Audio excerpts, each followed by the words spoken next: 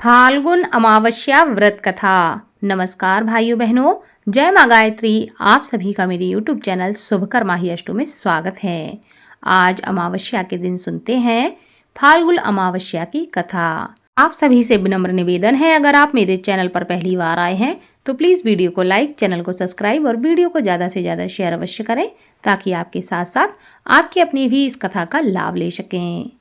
एक राज्य में एक राजा और एक रानी रहते थे, जिनकी 4 संतानें थीं, 2 लड़के और 2 लड़की। एक लड़की का नाम पूर्णिमा तथा दूसरी लड़की का नाम अमावस्या था। पूर्णिमा घर के कामों में बहुत ही निपुण थी और घर का सारा काम करती थी और भगवान की पूजा अर्चना भी किया करती थी। इसके अतिरिक्त वह गौ माता की सेवा भी किया करती थी और उसकी दूसरी बहन अमावस्या ना ही घर का कोई काम करती थी, ना ही भगवान की पूजा अर्चना करती थी और ना ही गौ माता की सेवा करती थी। पूर्णिमा सर्वगुण संपन्न थी, फिर भी राजा और रानी अपने दोनों बेटों तथा पुत्री अमावस्या को ही प्यार किया करते थे और वह पूर्णिमा से प्यार नहीं करते थे। उसके साथ हमेशा वह भेदभाव करते थे। राजा के चारों पुत्र और पुत्री धीरे धीरे बड़े हो रहे थे। जब वे बड़े हो गए, राजा ने अपने दोनों पुत्रों का विवाह योग्य कन्याओं के साथ करा दिया। इसके बाद रानी ने राजा से कहा कि अब दोनों पुत्री विवाह के योग हो गई हैं और इन दोनों का विवाह भी आप करवा दीजिए, लेकिन पुत्री अमावस्या का विवाह किसी बड़े खानदान में कराना और पूर्णिमा का विवाह किसी गरीब परिवार में करवाना, क्योंकि पूर्णिमा को केवल भगवान की पूजा पाठ करना ही पसंद है और उसको गाय की सेवा करना ही पसंद है। अब रानी ने राजा को दोनों पुत्रियों का रिश्ता तय करने के लिए भेज दिया। राजा ने अपने पड़ोसी राज्य में जाकर वहाँ के राजा के पुत्र से अमावस्या का रिश्ता तय कर दिया और वहीं पास के गांव में जाकर एक गरीब परिवार के लड़के से अपनी पुत्री पूर्णिमा का रिश्ता भी तय कर दिया।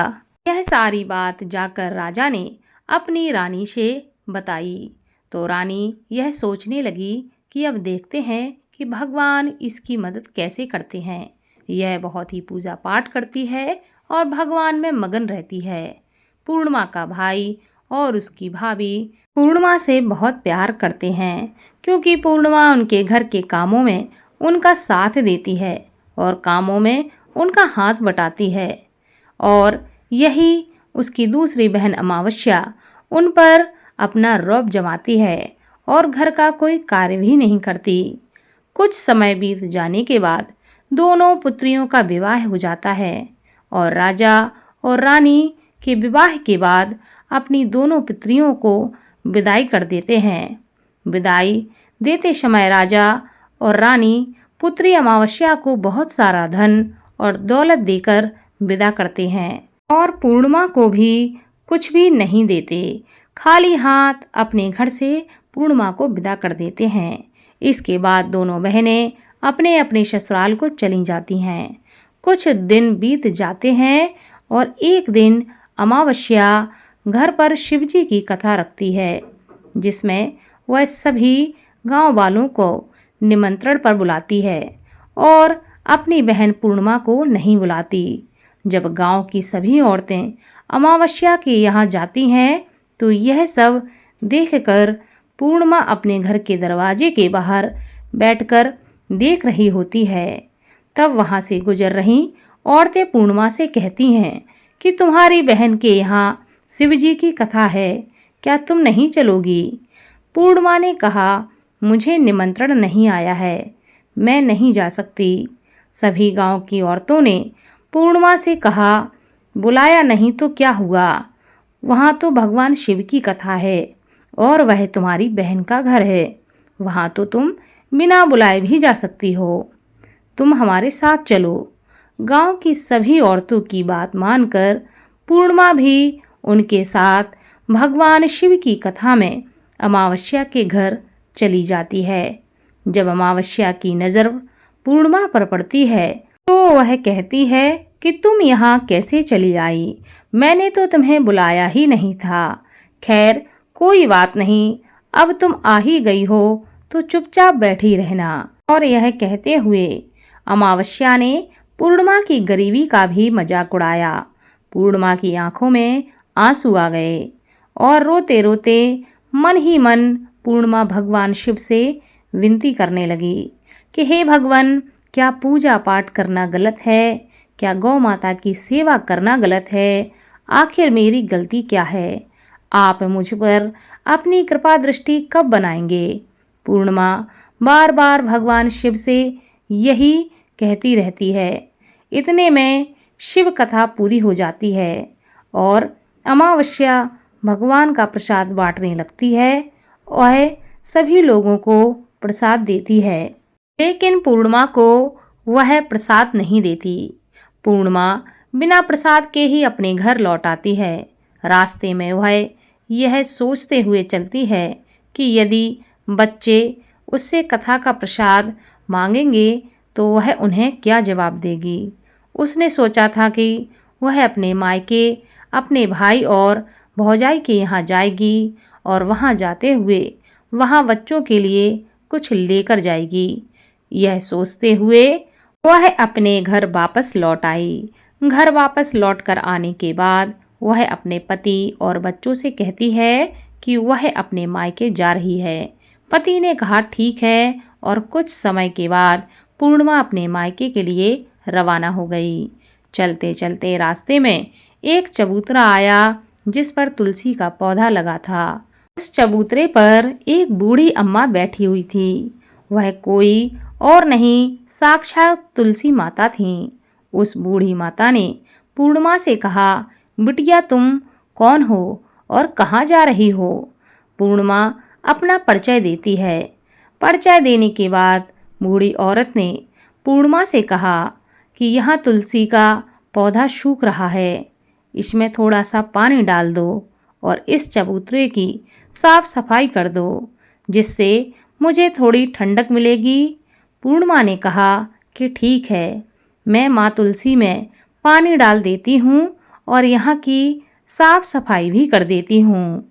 पूर्णिमा ने साफ सफाई करने के बाद बूढ़ी अम्मा को भी नहला दिया और बूढ़ी अम्मा की सेवा करके उनके पैर दबाए और बूढ़ी अम्मा से कहा कि माँ जी और बताइए, मैं आपकी क्या सेवा करूं?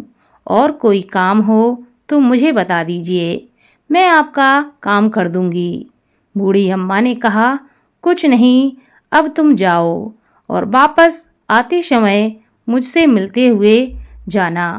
पूर्णिमा ने बूढ़ी अम्मा से कहा ठीक है माँ जी, मैं चलती हूँ, वापस आते वक्त आपसे मिलते हुए जाऊंगी।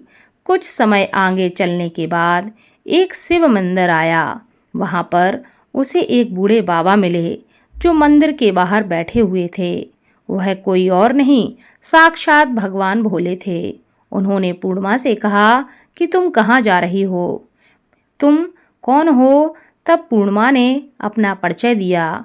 फिर उस बूढ़े बाबा ने पूर्णिमा से कहा इस चबूतरे की और इस मंदिर की सफाई कर दो। तब पूर्णिमा ने मंदिर की और चबूतरे की साफ सफाई कर दी और वहाँ पर पूजा पाठ अर्चना भी की। साफ सफाई पूजा अर्चना करने के बाद उन्होंने बूढ़े बाबा को भी नहला दिया और उसने कहा कि बाबा कोई और काम हो तो बताइए। तब बूढ़े बाबा ने कहा नहीं बेटी, अब तुम जाओ और वापस आते वक्त मुझसे मिलते हुए ही जाना। पूर्णिमा ने कहा ठीक है बाबा, मैं जाती हूँ, वापस आते हुए आपसे मिलते हुए ही जाऊंगी। आगे चलते चलते कुछ दूर चलने के बाद पूर्णिमा को एक काली जी का मंदिर दिखा। वहां भी एक बूढ़ी अम्मा चबूतरे पर बैठी हुई थी। उस बूढ़ी औरत ने भी पूर्णिमा से कहा कि बेटी तुम कौन हो और कहाँ जा रही हो? तब पूर्णिमा ने उस बूढ़ी औरत को भी अपना परिचय दिया। बूढ़ी औरत ने पूर्णिमा से कहा कि यहाँ पर सभी पूजा पाठ करने के लिए आते हैं, लेकिन मंदिर की साफ सफाई कोई नहीं करता, इसलिए तुम मंदिर की और चबूतरे की साफ सफाई कर दो। पूर्णिमा ने कहा, ठीक है माताजी। और पूर्णिमा मंदिर की ओर चबूतरे की साफ सफाई कर देती है और वहाँ कुछ देर रुककर पूजा पाठ भी करती है और माताजी का श्रृंगार भी करती है और उस बूढ़ी अम्मा को भी नहला देती है। वह बूढ़ी अम्मा के पैर दबाती है और कहती है कि और कोई काम हो तो बताएं माताजी। बूढ़ी माँ कहती है, नहीं बेटा, कोई और काम नहीं है। बेटी अब तुम जाओ, लेकिन वापस आते वक्त मुझसे मिलते हुए ही जाना। पूर्णिमा कहती है कि ठीक है और वह आगे चली जाती है। आगे चलते चलते एक नदी आती है। वहाँ पर भी एक बूढ़ी अम्मा बैठी रहती है और वह कहती है कि बेटी तुम कौन हो और कहाँ से आई हो। उसे भी पूर्णिमा अपना परिचय देती है। बूढ़ी औरत पूर्णिमा से कहती है कि नदी पर स्नान करने के लिए यहाँ सब लोग आते हैं, लेकिन यहाँ की साफ सफाई कोई नहीं करता, इसलिए तुम इस नदी के किनारे साफ सफाई कर दो। वह पूर्णिमा से कहती है। पूर्णिमा कहती है कि ठीक है माँ जी, और वह साफ सफाई कर देती है और उस बूढ़ी अम्मा के पैर दबाती है और कहती है कि माँ जी कोई और काम हो तो बताएं। वह कहती है, नहीं बेटी, अब कोई काम नहीं है, लेकिन वापस आते वक्त मुझसे मिलते हुए जाना।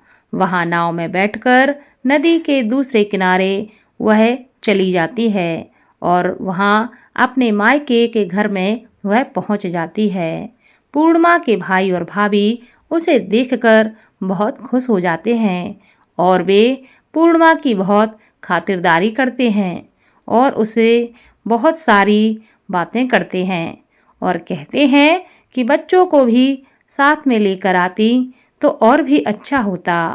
अब कुछ समय के बाद पूर्णिमा ने वापस अपने ससुराल जाने के लिए कहा तो उसकी भाभी ने उसके लिए एक साड़ी दी और थैले में बच्चों के लिए कपड़े और खाने पीने की कुछ चीज़ें रख दी और कहा कि तुम बहुत दिनों के बाद आती हो। और पूर्णिमा की भाभी ने यह थैला पूर्णिमा के हाथ में दे दिया और कहा कि जाओ और जल्दी वापस आना। इसके बाद पूर्णिमा वहाँ से अपने ससुराल के लिए रवाना हो गई और उसी नदी के किनारे पहुँची और नाव में बैठकर दूसरे किनारे पर उतर गई। वहाँ पर उतरने के बाद वहाँ पर उसे वही बूढ़ी अम्मा मिली जो साक्षात गंगा मैया थीं। उस बूढ़ी अम्मा ने पूर्णिमा को एक थैला दिया और कहा कि तुम अपने घर ले जाकर ही इसको खोलना। अब पूर्णिमा के पास बहुत थैले हो गए थे। उन्हें लेकर पूर्णिमा वहां से रवाना हुई। आगे कुछ दूर चलने पर काली माँ का मंदिर आया।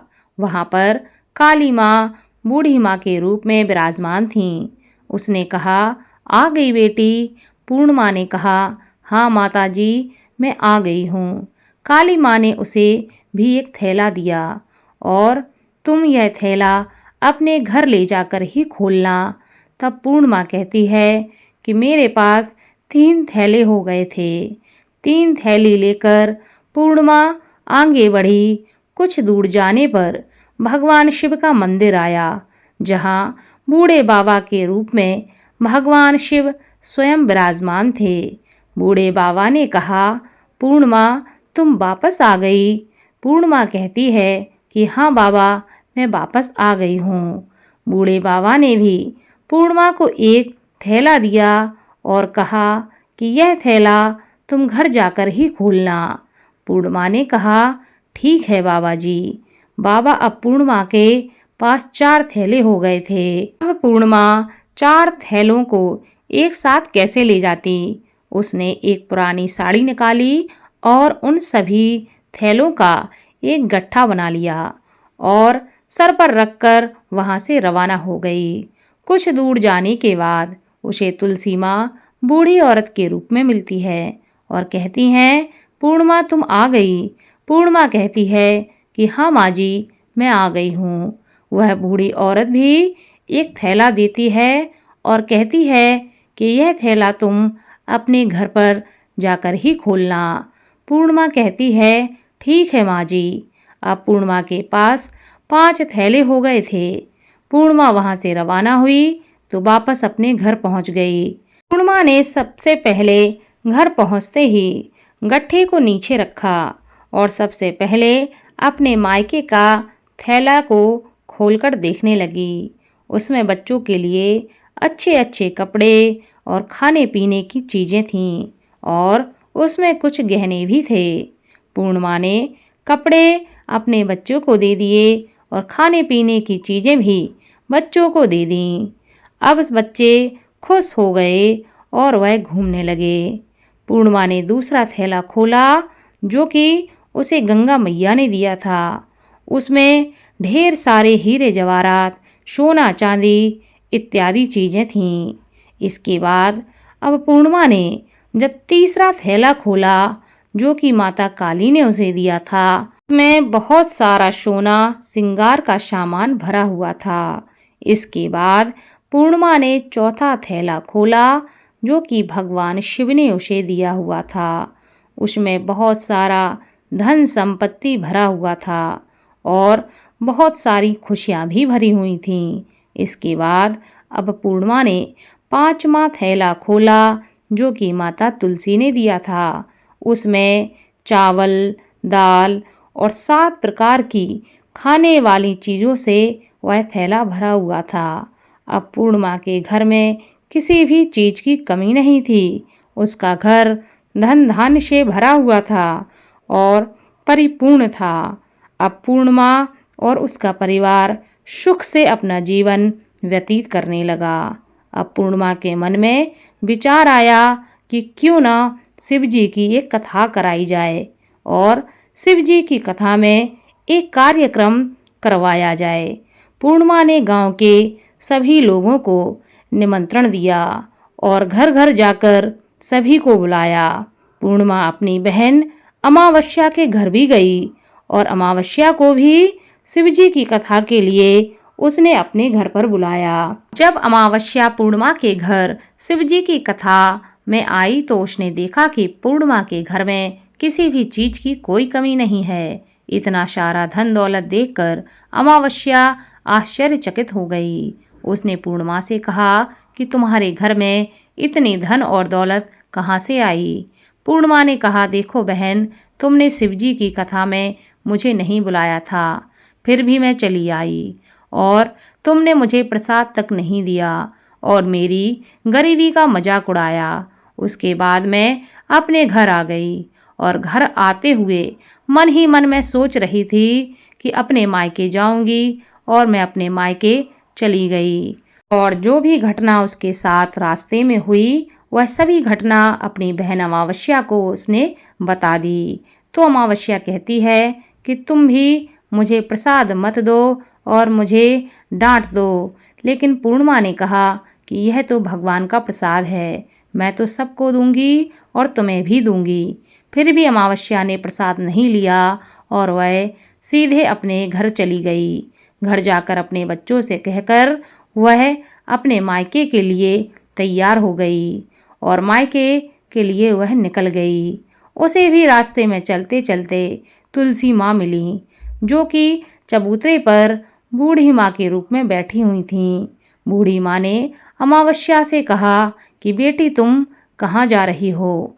अमावस्या ने अपना परिचय दिया तो बूढ़ी माँ ने कहा कि ये बेटी, तुलसी का पौधा सूख रहा है, इसमें थोड़ा सा पानी डाल दो और इस चबूतरे की साफ सफाई कर दो।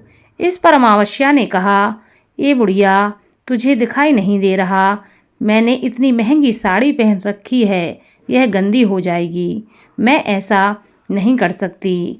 वहाँ से वह चली गई। आगे जाने पर उसने भगवान शिव के मंदिर के पास वह पहुंची जिसमें भगवान शिव विराजमान थे, जिसे भी उसने ऐसे ही कहा। उसके बाद आगे जाने पर उसे काली माता का मंदिर मिला। उससे भी उसने इसी प्रकार बात की और उसके बाद उसे गंगा मैया मिली। उसे भी उसने इसी प्रकार उल्टा जवाब दिया। इसके बाद अमावस्या जब नाव में बैठने लगी तो नाव में फूलों की जगह कांटे भर गए थे जो उसके पैरों में चुभ रहे थे। किनारे पर उतरकर वह अपने मायके चली गई।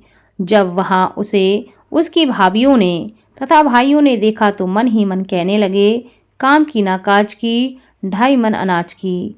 अब आ गई है तो ठीक है, पूर्णिमा तो हमारे कामों में हाथ बटाती है और हमसे हमदर्दी रखती है। यह कोई काम तो करेगी नहीं और ताना ही देती रहती है और खा पीकर सभी को परेशान करती है। अमावस्या जब सुबह उठी और अपनी भाभियों से कहा कि अब मैं ससुराल जा रही हूँ। उन्होंने कहा कि ठीक है जाओ। अमावस्या कहती है, पूर्णिमा को तो तुमने एक थैला दिया था और मुझे भी कुछ नहीं दोगी क्या? भाई और भाभी ने कहा कि तुम घर जाओ, थैला तुम्हारे घर पहुंच जाएगा। फिर अमावस्या वहां से निकल गई और नदी के किनारे पर पहुंची। वहां गंगा मैया बूढ़ी औरत के रूप में बैठी हुई थी। बूढ़ी माँ ने कहा, आ गई बेटी? तो उसने कहा, हाँ मैं आ गई। तुमने पूर्णिमा को एक थैला दिया था और मुझे नहीं दोगी क्या? बूढ़ी अम्मा ने कहा, तुम घर जाओ, थैले तुम्हारे घर पहुंचा दिए जाएंगे।